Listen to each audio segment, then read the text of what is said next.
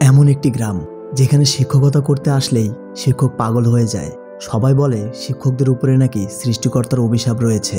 তবে লোকচক্ষুর আড়ালে শিক্ষকদের বিরুদ্ধে গভীর ষড়যন্ত্র করা হয়। শিবা নামের এক ছেলে নতুন শিক্ষক হয়ে এই গ্রামে আসে। সে কি পারবে এই সিস্টেমের বিরুদ্ধে লড়তে? বলছিলাম 2024 সালের সদ্য মুক্তি পাওয়া মুভি স্যারের গল্প। অবশ্যই লাইক করবেন আর চ্যানেলটিকে সাবস্ক্রাইব করবেন। গল্পের শুরুর সালটা 1960। মঙ্গলাই নামের একটি গ্রাম আমাদের দেখানো হয়। কয়েকটি বাচ্চা রাস্তা দিয়ে যেতে যেতে বলছে, ওই যে দেখ, পাগল স্যার শুয়ে আছে। একটি বাচ্চা গিয়ে পাগল স্যারের শরীরে তালপাতা বেঁধে দেয়। এরপর বাচ্চাগুলো শব্দ করলে পাগল স্যার উঠে নাচতে শুরু করে। এসব শুনে ঘর থেকে শিবা বেরিয়ে আসে। এই পাগল স্যার শিবার দাদা। একটু পর শিবার বাবা মা বেরিয়ে এলে শিবা তার মাকে বলে, এরা সবাই আমাকে পাগল স্যারের নাতি বলে খেপায়। এই বিষয়টি নিয়ে শিবা অনেক কষ্ট পেত। শিবার দাদার নাম গানাম। তিনি এই গ্রামের প্রথম শিক্ষক ছিলেন। সে পাগল হয়েছে কেন তা আমরা একটু পরেই জানতে পারবো। পরদিন স্কুলে ছেলেগুলো শিবাকে ডিস্টার্ব করলে শিবা তার বন্ধু শক্তিকে নিয়ে তাদের মারধর করে। শিবার বাবা দর্শন এই স্কুলেরই টিচার। তিনি বিচার করতে এসে শিবাকেই মারে। ছোটবেলায় আমার সাথেও এমনটাই হতো। রাতে শিবার বাবা তার মাকে বলে, একজন শিক্ষকের ছেলের ভুল করা উচিত না। পরদিন ছেলেগুলো আবারও শিবার দাদাকে ডিস্টার্ব করতে আসে। শিবা বেরিয়ে এলে ছেলেগুলো পালিয়ে যায়। শিবার বাবা মাও বাইরে আসে। তবে আজকে তার দাদা উঠছে না। শিবার বাবা দর্শন ভালো করে তাকালে দেখতে পায় তার বাবার চোখে মুখে পোকা ঘোরাঘুরি করছে। দর্শন কাছে এসে ডাকাডাকি করলে বুঝতে পারে গ্রানাম মারা গিয়েছে। দাদা মারা যাওয়াতে শিবা একটু খুশি হয়, কারণ আজ থেকে তাকে কেউ পাগল স্যারের নাতি বলবে না। দর্শন এবার গ্রানামকে বাঁধা চেনটি বাড়ির চালে ছুঁড়ে মারে। অন্যদিকে এক লোক শক্তির দাদাকে এসে বলছে, ভাইয়া, পাগল স্যার মারা গিয়েছে। এটা শুনে শক্তির দাদা একটু রাগান্বিত হয়। শক্তি তার দাদাকে বলছে, দাদা, সবাই শিবার দাদাকে পাগল স্যার বলে কেন? শক্তির দাদা বলে, শিবার দাদা চাইতো গ্রামের সবাই শিক্ষিত হোক, কিন্তু ভগবানের এটা পছন্দ হয়নি, তাই ভগবান তাকে পাগল বানিয়েছে।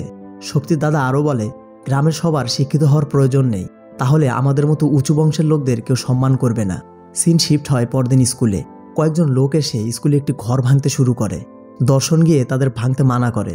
তখন পঞ্চায়েত প্রধান রানা দর্শনকে বলে, স্যার, গভর্নমেন্ট থেকে অর্ডার এসেছে।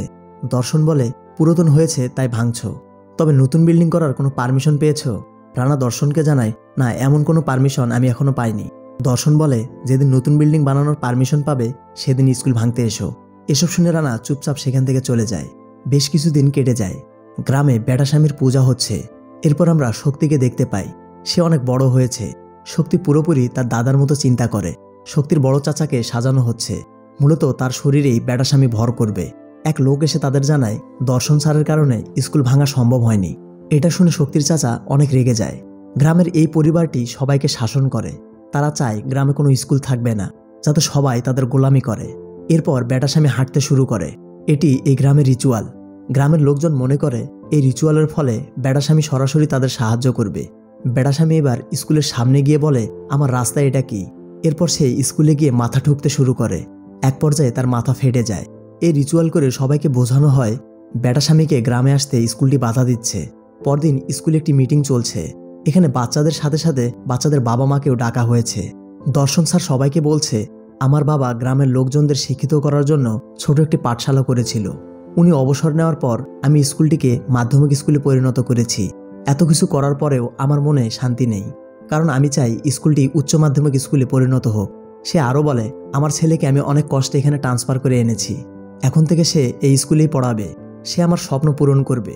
সে কোনো একদিন এই স্কুলটিকে উচ্চ মাধ্যমিক স্কুলেও পরিণত করবে। এটা শুনে শক্তি ও সেখানে থাকা লোকজন অনেক খুশি হয়। এরপর আমরা শিবাকে দেখতে পাই। সে শহর থেকে গ্রামে ফিরে আসছে। বাস থেকে নামতেই কয়েকজন এসে তাকে কিডন্যাপ করে নিয়ে যায়। চোখের বাঁধন খুলতেই শক্তি এসে বলে, কি বন্ধু, ভয় পেয়েছ? শিবা শক্তিকে দেখে অনেক খুশি হয়। শক্তি মূলত তার বন্ধুকে সারপ্রাইজ দিল। শিবা শহরে থাকতো, তাই শক্তির সাথে দেখা হতো না। এরপর দুই বন্ধু মিলে অনেক মজা করে। পরদিন সকালে শিবার মা শিবাকে অনেক কষ্টে ডেকে তোলে, কারণ আজকে তার স্কুলে প্রথম দিন। শিবা একদম প্যান্ট শার্ট পরে রেডি হয়। তবে তার স্কুটার দেখে তার অনেক রাগ হয়, কারণ তার বাবা পুরো স্কুটার হলুদ রং করে দিয়েছে। দর্শনের হলুদ রং অনেক প্রিয়, কিন্তু শিবার প্রিয় লাল রং। স্কুলে এসেই শিবার ছোটবেলার কথা মনে হয়। শিবা যখন ছোট ছিল তখন এই স্কুলে মাত্র একটি রুম ছিল। আজ স্কুলটি অনেক বড় হয়েছে। ছোটবেলায় শিবা তার বন্ধু শক্তিকে প্রশ্ন করেছিল সে বড় হয়ে কি হতে চায়। শক্তি বলেছিল সে তার দাদার মতো পাদ্রী হবে। শক্তি জানতে চাইলে শিবা বলেছিল তার বাবা চায় সে তার মতো শিক্ষক হোক, তবে শিবার এতে কোনো ইন্টারেস্ট নেই। স্কুলে প্রবেশ করে শিবা দেখতে পায় তার বাবা টিচারদের কিছু বলছে, তবে তার বাবার তো আজকে স্কুলে আসার কথা না, কারণ সে অবসর নিয়েছে। এক ম্যাডাম শিবাকে এসে বলে, স্যার অনেক কষ্টে স্কুলটি তৈরি করেছে, স্যার অবসর নিয়েছে এটা তার মনে নেই, তাই সে স্কুলে এসেছে। দর্শন স্কুল থেকে বের হয় আর মায়াভরা দৃষ্টিতে স্কুলটির দিকে তাকায়। শিবাকে স্কুলের ক্লাসে পাঠানো হয় যেখানে তার বাবা ক্লাস নিত। তবে স্কুলের বাচ্চারা অনেক দুষ্ট, তারা শিবার শার্টে কালি লাগিয়ে দেয়। এক পর্যায়ে শিবা বুঝতে পেরে একটি বাচ্চাকে ধরে ফেলে। সে বলে, আমি এটা বুঝতে পেরেছি, তবে আজকে আমার স্কুলের প্রথম দিন, তাই মাফ করে দিলাম। কিছুক্ষণ পর স্কুলে এক নতুন ম্যাডাম আসে। বাচ্চারা সবাই গিয়ে সেই ম্যাডামকে জানালা দিয়ে দেখছে। সেও বাচ্চাদের মতো জানালা দিয়ে তাকালে দেখতে পায় একটা ম্যাডাম এসেছে। ম্যাডামটির নাম বালি। শিবা বালির প্রেমে পড়ে যায়। এদিকে শক্তি শিবাদের বাড়ির পাশের এক চায়ের দোকানে আসে। গাড়ির হর্ন দিলে শিবাদের গরুগুলো লাফাতে শুরু করে। এটা দেখে শিবার বাবা শক্তিকে বলে, অযথা গাড়ির হর্ন দিচ্ছ কেন? আমার গরুগুলো হর্ন শুনলে অনেক ভয় পায়। মূলত তারা হর্ন দিয়ে দোকানদারকে ডাকছিল। দোকানদার তাদের চা দেয়। দোকানে এবার রেড্ডি আসে। দোকানদারের ছেলে সারবানা রেড্ডির কাছে টাকা চায়। সারবানা বিদেশে যাওয়ার জন্য রেড্ডিকে টাকা দিয়েছিল, কিন্তু রেড্ডি সারবানাকে টাকা দিতে অস্বীকার করে। এর ফলে তাদের মধ্যে হাতাহাতি শুরু হয়। দর্শন এসব দেখে রেড্ডিকে বলে, তুমি ওর টাকা নিয়েছো, ফেরত দিলে তো ভেজাল শেষ। রেড্ডি বলে, স্যার আপনি এসবের মাঝে আসবেন না, ওর মতো নিচু জাতের ছেলে আমার গায়ে হাত দিয়েছে, আমি ওকে দেখে নেব। মূলত রেড্ডি ছিল শক্তির চাচা। পরের সিনে আমরা দেখতে পাই রেড্ডি সারবানাকে মেরে ফেলেছে, কারণ ছেলেটি সবার সামনে তাকে অপমান করেছিল। এরপর গ্রামবাসী সারবানার লাশ একটি পুকুরে দেখতে পায়। তবে পুলিশ এসে সবাইকে বলে কেউ তাকে মেরে ফেলেনি, সে পানিতে ডুবে মারা গিয়েছে। সারবানার বাবা বুঝতে পারে এটা রেড্ডির কাজ, কিন্তু সে প্রতিবাদ করার সাহস পায় না। এদিকে শিবা স্কুলে বালিকে লাইন মেরেই যাচ্ছে। স্কুল ছুটি হওয়ার পর শিবা বালিকে বলে, আপনি যেখানে থাকেন ওখানে আমার বন্ধুর বাসা, কোনো সমস্যা হলে আমাকে বলবেন। বালি বলে, সব ঠিক আছে, তবে আপনাদের গ্রামে বাথরুম নেই, এজন্য গোসল করতে নদীতে যেতে হয়। পরদিন ভোরে শিবা নদীতে গোসল করতে যায়। সেখানে গিয়ে সে বালিকে দেখতে পায়। ভাই এবার পুরা মজনু হয়ে যায়। স্কুলে এসে বালি শিবাকে দেখতে পায় না। সে এক বাচ্চাকে জিজ্ঞেস করে, কিরে তোদের স্যার কোথায়? বাচ্চাটি বলে, স্যারের জ্বর এসেছে, তাই সে স্কুলে আসেনি। বালি ক্লাস শেষে এক ম্যাডামকে নিয়ে শিবাদের বাসায় আসে।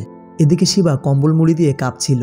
শিবার মা তাদের বলে, সকাল সকাল নদীতে গোসল করতে গিয়েছিল, আমি জিজ্ঞেস করেছিলাম, আমাকে বলে তার ভবিষ্যতের বউয়ের সাথে দেখা করতে যাচ্ছে। এসব শুনে বালি সাথে সাথে সেখান থেকে চলে যায়। শিবার মা তাদের জন্য চা আনে, তবে এসে দেখে তারা নেই। সে শিবাকে জিজ্ঞেস করে, তারা চলে গেল কেন? শিবা বলে, মা তুমি এসব বলতে গেলে কেন? তোমার কথা শুনেই তো তারা চলে গিয়েছে। শিবার মা কিছুই বুঝতে পারছে না। শিবা বলে, আমি রাতে যার কথা বলেছিলাম সে এসেছিল। এটা শুনে শিবার মা একটু মুচকি হাসি দেয়। বিকেলে শিবা বালির সাথে দেখা করতে যায়। বালি তাকে জানায়, আমার জীবনে বিয়ে শাদীর কোনো স্থান নেই, আমার বাবা মারা গিয়েছে, আমার মা আমাকে অনেক কষ্ট করে বড় করেছে, তাই আপনি আমাকে মাফ করে দিবেন। শিবা এসব শুনে অনেক কষ্ট পায়। সে বালিকে বলে, আমি আর আপনাকে ভালোবাসবো না। পরদিন স্কুলে এসে শিবা বাচ্চাদের কথায় কথায় মারতে শুরু করে। বালি দূর থেকে এসব দেখছিল। সে বুঝতে পারছে শিবা হঠাৎ এমন করছে কেন। এরপর থেকে শিবা বালিকে পুরোপুরি অ্যাভয়েড করতে শুরু করে। বালি এসব সহ্য করতে পারছে না, কারণ সে মনের অজান্তে শিবাকে ভালোবেসে ফেলেছে। একদিন স্কুলে যাওয়ার সময় বালি শিবাকে ডাকে। শিবা জিজ্ঞেস করলে বালি বলে, আমি মার সাথে কথা বলেছি, মা আমাদের বিয়েতে রাজি। এটা শুনে শিবা অনেক খুশি হয়। সে বালিকে বলে, ঠিক আছে, তাহলে আমিও বাসায় কথা বলছি। বাসায় ফিরে শিবা বিয়ের কথা বললে তার মা রাজি হয়, কিন্তু তার বাবা একটু মন খারাপ করে। রাতে শিবার বাবা তাকে বলে, আমি জানি শিক্ষকতা তোমার ভালো লাগে না, যদি তুমি অন্য কিছু করতে চাও তাহলে আমি জোর করব না, শিক্ষকতা মন থেকে করতে হয়, তুমি এভাবে গ্রামবাসীকে ধোকা দিও না। পরদিন সকালে শক্তির চাচাকে মৃত অবস্থায় পড়ে থাকতে দেখা যায়। শিবার বাবা শক্তির চাচাকে দেখতে এসেছে। সেখান থেকে এসে সে জমিতে যায় চাষ করতে। হঠাৎ গরুগুলো লাফালাফি শুরু করে। এর ফলে শিবার বাবা গিয়ে লাঙলের উপরে পড়ে আর মাথায় গুরুতর আঘাত পায়। হসপিটালে আনা হলে ডাক্তার শিবাকে জানায় তার বাবা সম্পূর্ণ ঠিক আছে, কিন্তু মাথায় আঘাত পাওয়ার কারণে তার বাবার স্মৃতিশক্তি মুছে গিয়েছে। এখন থেকে সে বাচ্চাদের মতো আচরণ করবে। দর্শনকে বাসায় আনা হলে গ্রামবাসী বলতে শুরু করে দর্শনও তার বাবার মতো পাগল হয়ে গেল। এদের উপরে ভগবানের অভিশাপ রয়েছে, কোনো একদিন শিবাও তার বাবার মতো পাগল হয়ে যাবে। এসব শুনে শিবার অনেক খারাপ লাগে, কারণ ছোটবেলা থেকেই সে দাদার জন্য অনেক কথা শুনেছে। এখন তার বাবাও দাদার মতো হয়ে গেল। শিবা স্কুলে যায়, সে বাচ্চাদের ঠিকমতো পড়াতে পারছে না। বালি এসে তাকে শান্ত করে। শিবার বাবা সবকিছু ভুলে গেলেও স্কুলকে সে ভুলতে পারে না। সে বসে বসে দেয়ালে স্কুলের ছবি আর্ট করে। রানা তার লোকজন নিয়ে আবারও স্কুল ভাঙতে শুরু করে। শিবার বাবা এসব দেখে দৌড়ে স্কুলে আসে। সে রানাকে বলতে শুরু করে, আমাদের স্কুল ভেঙো না। তবে পাগলের কথা কে শুনে। রানা শিবার বাবাকে ধাক্কা মারে। এসব দেখে শিবা রানার উপরে অনেক রেগে যায়। তবে তাদের চোখের সামনেই স্কুলের একটি বিল্ডিং পুরোপুরি ভেঙে ফেলা হয়। শিবা অনেক কষ্টে তার বাবাকে বাসায় আনে, কিন্তু সে কোনোভাবে ঘরে যাচ্ছে না। শিবা তার মাকে বলে, তুমি বাবাকে দেখে রাখতে পারো না, সে কিভাবে স্কুলে গেল? এসব শুনে শিবার বাবা তার বাবা গানামকে বাঁধা চেনটি চাল থেকে পাড়ে, আর ঠিক তার বাবা যেখানে শুয়ে থাকতো সেখানে গিয়ে শুয়ে পড়ে। এই দৃশ্যটি সহ্য করার মতো ছিল না। সিন শিফট হয় 1950 সালে। গানাম সরকারি স্কুলের অবসরপ্রাপ্ত হেডমাস্টার। গ্রামবাসী এসে তাকে বলছে, গ্রামে কোনো স্কুল নেই, আমাদের বাচ্চাদেরও সারা জীবন আমাদের মতোই গোলামি করতে হবে। এসব শুনে গানাম বলে, আমি গ্রামে একটি স্কুল প্রতিষ্ঠা করব, এর জন্য আপনাদের সবাইকে সাহায্য করতে হবে। সবাই তাতে রাজিও হয়। পরদিন গানাম গ্রামের পঞ্চায়েত প্রধানের কাছে যায়। তবে এক লোক জানায়, আপনি যেখানে স্কুল প্রতিষ্ঠা করতে যাচ্ছেন সেটা বেটাস্বামীর যাওয়া আসার রাস্তা, আর বেটাস্বামী রাগ করলে এই গ্রামের বিনাশ হবে। গানাম বুঝতে পারে তারা জমি দিতে রাজি না। গানাম মন খারাপ করে সেখান থেকে চলে আসে। গ্রামের এক লোক গানামকে বলে, ইনার আরও একটি ভাই আছে, তার কাছে গেলে হয়তোবা আমরা জমি পেয়ে যাব, তিনি এদের থেকে একটু আলাদা। সবাই এবার গানামকে নিয়ে চিন্নুর কাছে আসে। চিন্নু সব শুনে জমি দিতে রাজি হয়। সে গানামকে জানায়, আমার ভাইয়ের ব্যবহারের জন্য মাফ করবেন, আমি চাই এই গ্রামের সবাই শিক্ষিত হোক। এরপর গ্রামে ছোট্ট একটি স্কুল প্রতিষ্ঠা করা হয়। অন্যদিকে পঞ্চায়েত প্রধান এই বিষয়টি হজম করতে পারছে না, কারণ মানুষজন শিক্ষিত হলে তাদের শাসন কেউ মানবে না। পরদিন রাতে পঞ্চায়েত প্রধান তার শরীরে বেড়াস্বামীকে ধারণ করে স্কুলে গিয়ে মাথা ঠুকতে শুরু করে। অন্যদিকে তার লোকজন গ্রামের অনেক জায়গায় আগুন লাগিয়ে দেয়, যার ফলে অনেকে মারাও যায়। এসবের কারণে গ্রামের লোকজন ভাবতে শুরু করে, বেটাস্বামীর স্কুল বানানোর বিষয়টি খারাপ লেগেছে, তাই গ্রামের ক্ষতি হচ্ছে। সবাই এবার স্কুল ভাঙতে যায়। সবাইকে দেখে গানাম বলতে শুরু করে, আমি আপনাদের জন্য অপেক্ষা করছিলাম। গ্রামে আগুন লেগেছে, অনেকে মারাও গিয়েছে, আর এসব স্কুল বানানোর ফলেই হয়েছে। মানলাম এটা ভগবানের রাস্তা, ভগবান কি অন্য রাস্তা দিয়ে যেতে পারে না? এসব আমাদের ভগবান করছে না। যেসব লোক সারা জীবন আপনাদের গোলামি করাতে চায় সে এসব করছে। সবাই বিষয়টি বুঝতে পারে। লোকজন এবার পঞ্চায়েত প্রধানকে এসবের দোষারোপ করতে শুরু করে। পঞ্চায়েত প্রধান এসবে রেগে গিয়ে গানামকে জোর করে কিছু খাওয়ায়, যার ফলে সে পাগল হয়ে যায়। গ্রামবাসী আবারও ভাবে গানামের উপরে ভগবানের অভিশাপ পড়েছে। সবাই আবারও স্কুল ভাঙতে যায়। তখন স্কুল থেকে এক টিচার বেরিয়ে আসে। সে বলে, আমি দর্শন, গানামের ছেলে, আমি সরকারের আদেশে এখানে এসেছি, আর আপনাদের কখনো যেন স্কুলের আশেপাশে না দেখি। সিন প্রেজেন্টে আসে। এসব মূলত শিবার মা তাকে বলছিল। শিবা এবার বুঝতে পারে তার কি করা উচিত। পরদিন শিবা রানার কাছে গিয়ে বলে, তুমি দ্রুত স্কুলটি ঠিক করে ফেলো। রানা বলে, আমার কাছে স্কুল ভাঙার পারমিশন আছে, কিন্তু ঠিক করার পারমিশন নেই। এরপর তারা ডিওর কাছে যায়। ডিও বলে, আমার কাছে স্কুল ভাঙার জন্য গ্রামবাসীর সাইন করা পিটিশন এসেছিল, তাই আমি স্কুল ভাঙতে পারমিশন দিয়েছি। তারা ডিওকে নতুন স্কুল বানানোর জন্য রিকোয়েস্ট করে। ডিও বলে, আমার কাছে নতুন স্কুল বানানো বা স্কুলকে হাই স্কুলে পরিণত করার কোনো পিটিশন আসেনি। গ্রামে গিয়ে সবার কাছ থেকে সাইন নিয়ে আসো, তাহলে নতুন করে বিল্ডিং বানানো যাবে। শিবা স্কুলের শিক্ষকদের নিয়ে সবার বাড়ি বাড়ি যায়, তবে কেউ সাইন দিতে রাজি হয় না। এজন্য শিবা তার আশেপাশের লোকজনদের সাইন নিতে শুরু করে। শিবা আস্তে আস্তে গ্রামবাসীদের বোঝাচ্ছিল, গ্রামে যদি একটা ভালো স্কুল থাকে তাহলে আপনাদের সন্তানেরা সুশিক্ষিত হয়ে শহরে চাকরি করতে পারবে। গ্রামবাসীও আস্তে আস্তে সাইন করতে শুরু করে। এভাবে বেশ কিছুদিন কেটে যায়। একদিন ডিও স্কুলে এসে শিবাকে বলে, আমরা নতুন বিল্ডিং বানানোর পারমিশন পেয়ে গিয়েছি। এটা শুনে শিবা অনেক খুশি হয়। পরদিন থেকে স্কুলে নতুন বিল্ডিং বানানোর কাজ শুরু হয়। এরপর দেখতে দেখতে শিবা ও বালির বিয়ে হয়ে যায়। শিবা একদিন স্কুলে যাওয়ার সময় হঠাৎ স্কুটার নিয়ে পড়ে যায়। সে উঠে দাঁড়ালে পাশের লোকজন বলতে শুরু করে, কিভাবে পড়ে গেলে? শিবা বলতেই যাবে, তখনই দূর থেকে ছোট ছোট গুলি এসে তার মুখে লাগে। শিবা সবাইকে বলে, আমাকে কেউ মারছে, আমাকে বাঁচাও। গ্রামের লোকজন বুঝতে পারছে না এসব কি হচ্ছে। শিবার এই অবস্থা দেখে লোকজন ভাবতে শুরু করে শিবাও তার বাবার মতো আস্তে আস্তে পাগল হয়ে যাচ্ছে।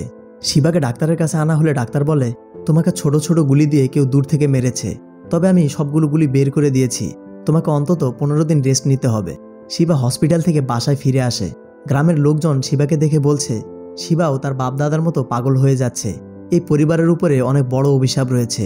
রাতে শিবা তার মাকে বলছে, মা, বালি এখনো বাসায় ফিরছে না কেন? অনেকদিন তো হলো সে তার মায়ের কাছে গিয়েছে। শিবার মা বলে, তুই চিন্তা করিস না, সে দ্রুত ফিরে আসবে। পরদিন স্কুলের এক ম্যাডাম এসে শিবাকে বলে, বালি যখন তোমার ব্যাপারে সবকিছু শুনতে পেল তখন সে এখান থেকে ট্রান্সফার নিয়ে চলে গিয়েছে। শিবা এসব শুনে একদম ভেঙে পড়ে। রাতে শিবা শুনতে পায় বালি তাকে ডাকছে। সে বাইরে যেতে চাইলে তার মা বলে, তুই ভুল শুনছিস, চুপচাপ ঘুমিয়ে পড়। সকালে শিবা স্কুলে যাওয়ার জন্য রেডি হচ্ছিল। তার মা এসে তাকে স্কুলে যেতে মানা করে। শিবা তার মাকে বলে, ডাক্তার আমাকে 15 দিন রেস্ট নিতে বলেছিল, আর সামনে বাচ্চাদের পরীক্ষা, আমাকে স্কুলে যেতেই হবে। শিবা স্কুলে আসে। শিবাকে দেখে স্কুলের সবাই ভয় পায়। শিবা ক্লাসে এক মেয়েকে ডাকলে মেয়েটি ভয়ে স্কুল থেকে পালিয়ে যায়। শিবা বুঝতে পারে সবাই তাকে পাগল ভাবছে। বাসায় এসে সে তার মাকে সব বলে। তার মা বলে, তোর ভেতরে কোনো সমস্যা নেই, তুই এসব চিন্তা করা বন্ধ কর। শিবা সেই রাস্তায় আসে যেখানে তাকে গুলি ছোড়া হয়েছিল। সে বুঝতে পারে তাকে কেউ আশেপাশের গাছগুলো থেকে গুলি ছুঁড়েছিল। শিবার মাথায় আসে রানার কথা, কারণ স্কুলের নতুন বিল্ডিং বানাতে রানা সবসময় তাকে বাধা দিয়েছিল। সে রানাকে গিয়ে মারতে শুরু করে, তবে রানা শিবাকে বলে সে তাকে মারেনি, শিবাকে অন্য কেউ মেরেছে। শিবা এক দৌড়ে তার বন্ধু শক্তির বাসায় আসে। শিবা শক্তিকে বলতে শুরু করে, আমি রাস্তা দিয়ে যাওয়ার সময় কেউ আমাকে গাছ থেকে গুলি মেরেছিল। শক্তি জানতে চায় কে মেরেছে। শিবা জানায়, আমি কাউকে দেখিনি। শক্তি বলে, তুমি বাসায় যাও, আমি বিষয়টি দেখছি। রাতে ঘুমানোর সময় শিবা আবারও বালির ডাক শুনতে পায়। সে বাইরে এসে বালিকে খুঁজতে শুরু করে, কিন্তু কাউকে দেখতে পায় না। এসব দেখে শিবার মার অনেক কষ্ট হয়। সেও এবার ভাবতে শুরু করে তার ছেলেটি কি আসলেই পাগল হয়ে যাচ্ছে। এরপর আমরা দেখতে পাই শক্তি পানির হাউজে বালিকে ধরে রেখেছে। এবার শক্তি বালিকে তার বাসায় আনে। সে বালিকে বলতে শুরু করে, তুমি ভাবতে পারো আমি তোমাকে কেন এনেছি। এই পরিবারের সাথে আমার অনেক বছরের শত্রুতা রয়েছে। আমার দাদা এই গ্রামে রাজ করত। একদিন গানাম স্যার এই গ্রামে আসে। সে গ্রামে একটি স্কুল বানাতে চায়, আর গ্রামে ঘটে যাওয়া সব বিষয় আমার দাদার উপরে চাপিয়ে দেয়। আমার দাদাকে গ্রামবাসী অনেক অপমান করে। এই অপমানের বদলা সে নিয়েছিল। এরপর দাদা মারা যাওয়ার আগে আমাকে বলেছিল আমি যেন এই গ্রামে স্কুল প্রতিষ্ঠিত হতে না দেই। আমিও দাদাকে ওয়াদা করেছিলাম। এরপর থেকেই আমার দাদার শক্তি আমার ভেতরে আসে। আমি ভেবেছিলাম আমার চাচা এই স্কুলকে ভেঙে ফেলবে, তবে সে তা করতে পারেনি। শক্তি আরও বলে, আমার চাচার গায়ে হাত দেওয়ার কারণে আমার বন্ধু সারবানাকে আমি মেরে ফেলেছি। শিবার বাবা শক্তির ব্যাপারে জেনে গিয়েছিল। শক্তি রাস্তা দিয়ে যাওয়ার সময় গাড়ির হর্ন বাজিয়েছিল। এর ফলে গরু লাফালাফি শুরু করে, আর এক পর্যায়ে সে লাঙলের উপরে পড়ে যায়। শক্তি শিবাকে অনেক ভালোবাসত, কিন্তু শিবা তার বাবার মতোই স্কুল প্রতিষ্ঠা করতে চায়, তাই সে শিবাকেও শাস্তি দিয়েছে। শিবা যখন সব আশায় হারাচ্ছিল, তখন বালি এসে তাকে নতুন করে অনুপ্রেরণা দিচ্ছিল, তাই সে বালিকে তুলে এনেছে। শক্তি এবার বাইরে এসে তার লোকজনদের বলে, শিবার বাবাকে গ্রামে নিয়ে যাও। তারা শিবার বাবাকে গ্রামে আনে, আর কারো বাসায় ঢিল ছুটছে তো কারো বাসায় আগুন লাগাচ্ছে। গ্রামের সবাই বের হলে শিবার বাবাকে দেখতে পায়। সবাই ভাবে এই পাগল স্যার এসব করছে। পরদিন সকালে গ্রামের সবাই শিবাদের বাসায় আসে। সবার ক্ষতবিক্ষত চেহারা দেখে শিবা তার বাবাকে খুঁজতে যায়। সে দেখতে পায় তার বাবা বাসায় নেই। একটু পর পুলিশের গাড়ি আসে। তার বাবাকে পুলিশের গাড়ি থেকে নামানো হচ্ছে। শিবার বুঝতে বাকি থাকে না তার বাবার সাথে কি হয়েছে। গ্রামের এক মহিলা বলে, এই পাগল পরিবারকে গ্রাম থেকে বের করে দেওয়া হোক। শিবা এসব শুনে রাগ করলে সবাই তাকে মারতে শুরু করে। শক্তি দূর থেকে এসব দেখছিল, কিন্তু সে কিছুই না বলে সেখান থেকে চলে যায়। শিবা এই বিষয়টি কোনোভাবে মানতে পারছে না। সে ভেবেছিল তার বন্ধু অন্তত তাকে বাঁচাবে। গ্রামের সবাই চলে যায়। শিবার মা দর্শনকে ডাকছে, কিন্তু সে কোনো সাড়া দেয় না। শিবার মা এবার বুঝতে পারে শিবার বাবা আর বেঁচে নেই। শিবা তার মৃত বাবাকে দেখে সহ্য করতে পারে না। তার ভেতরে প্রতিশোধের আগুন জ্বলতে শুরু করে। শিবা এবার শক্তির বাসায় আসে। সে বুঝতে পেরেছে এসবের পিছনে শক্তির হাত রয়েছে। সে একে একে শক্তির লোকজনদের নির্মমভাবে মেরে ফেলে। একটু পর ঘরে গিয়ে সে বালিকে দেখতে পায়। বালি শিবাকে তার সাথে ঘটে যাওয়া সব ঘটনা খুলে বলে। অন্যদিকে শক্তি বেড়াস্বামীকে ধারণ করেছে। সে স্কুলের দিকেই আসছে। শক্তির লোকজন অলরেডি স্কুল ভাঙাও শুরু করেছে। ঠিক তখনই স্কুলে আসে শিবা। শিবা সবাইকে মারতে শুরু করে। শিবা একে একে সবাইকে মেরে ফেলে। এরপর শক্তি ও শিবার মাঝে লড়াই শুরু হয়। শক্তি শিবাকে আহত করে স্কুল ভাঙতে যায়। শিবা এসব সহ্য করতে না পেরে সে শক্তির মাথা একদম কেটে ফেলে। গ্রামের লোকজন এলে দেখতে পায় শিবা বেড়াস্বামীর মতো বসে আছে। সবাই তাকে দেখে অবাক হয়। সে সবাইকে দেখে বলতে শুরু করে, আমি বেড়াস্বামীর রাস্তা খালি করেছি। এখন থেকে বেড়াস্বামীর আর যেতে অসুবিধা হবে না। এর সাথে সাথেই মুভিটিও শেষ হয়। একজন শিক্ষক মন থেকে চাইলে সমাজ বদলাতে পারে। মুভিটিতে শিক্ষকের ভূমিকা তুলে ধরা হয়েছে। যদি সময় পান একবার হলেও মুভিটি দেখার চেষ্টা করবেন। তো আজকে এ পর্যন্তই। কেমন লাগলো মুভিটি অবশ্যই কমেন্টে জানাবেন। সবাই ভালো থাকবেন, সুস্থ থাকবেন। আল্লাহ হাফেজ।